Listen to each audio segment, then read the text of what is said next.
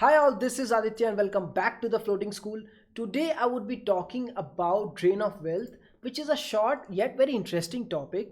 I'll start with Dadabhai Naoroji's attempt to estimate the national income of India, and then finally we'll come to the question, how does drain of wealth takes place. So let us start. In the 19th century, Dadabhai Naoroji came up with the first estimation of the national income of India. In that estimation, he claimed something. What did he claim?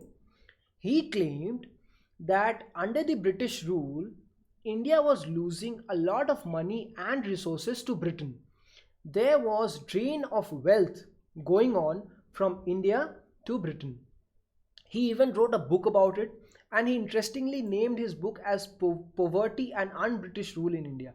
This is really interesting because the British used to claim that the British rule brought prosperity to India. But he did not name his book as Prosperity and British Rule in India. Rather, he named it as Poverty and Un-British Rule in India. So in a way, this was a subtle criticism of the British rule. Today, I would like to investigate his claims. I would want to know whether he was right or wrong. Was drain of wealth a reality? Let us look into the answer. In the year 1980, a Belgian economist presented a detailed study of the world economy through his book Economics and World History Myths and Paradoxes. So, in his book, he claimed that in the year 1750, India's share of global GDP was around 25%, and the combined share of Britain and US was a meager 2%. This is really interesting. So, if you look at the picture was somewhat like this.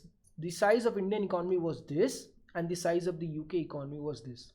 He also claimed by the year 1900, the share of Britain in the world GDP increased exponentially and reached 25%, and that of India's share shrunk to 2%.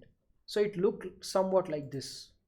By 1900, this was the size of the UK economy and this was the size of the Indian economy. Now, this study actually turned out to be very controversial. Many Western economists did not accept his findings. Hence, OECD, Organization for Economic Cooperation and Development, appointed another professor, Professor Angus Maddison, to investigate Paul's claims.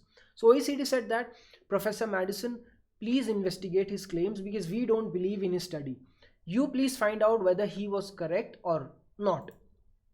So, Maddison studied Paul's claims and he affirmed that India and China indeed were the biggest economies in the world for almost all the past 2000 years. This is really interesting. He also said that India had 32% share of the world's GDP in the first 1000 years and 24 to 28% in the second millennium till 1700. But after colonization started, India's share dropped to 20% by 1800 and fell to 2% in 1900, which means that drain of wealth did take place. So, Professor Maddison was right, Professor Paul was right, and our Dadabhai Naoroji was also correct. So, drain of wealth did take place, but I want to tell you how it happened exactly. How did it happen? Because now we know that yes, it happened, we have the numbers, we have the figures, but I want to take you through the process how it happened. So let me give you an example. Suppose there are three countries, country A, country B, country C. Country A has very poor level of technology, very rudimentary. Country B has some moderate level of technologies, but country C has sophisticated level of technologies. What happens when these three countries trade among each other? What happens? Suppose country A, although lacks sophisticated technologies, but it has rich natural resources. Country A has really high level of iron ore. Since it does not have the technology to convert this iron ore into steel or any other final product, it directly mines the iron ore and sells it to country B. How much country B pays to country A? Around 1000 rupees. And what does country B do?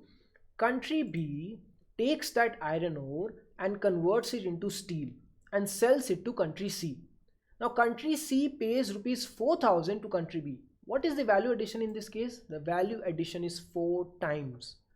It is country A's iron ore, but since the country lacks the technology to convert that into steel, it is simply mining it and selling it to country B, and country B is actually making 4 times the money.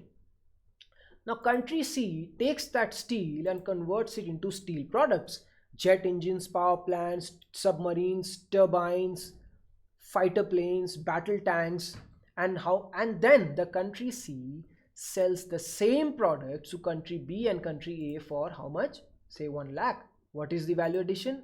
25 times. Can you imagine? Just because country A lacks sophisticated level of technologies, it is being shortchanged. What is the loss? Can you imagine? This is how drain of wealth takes place. And country A, assume this to be India.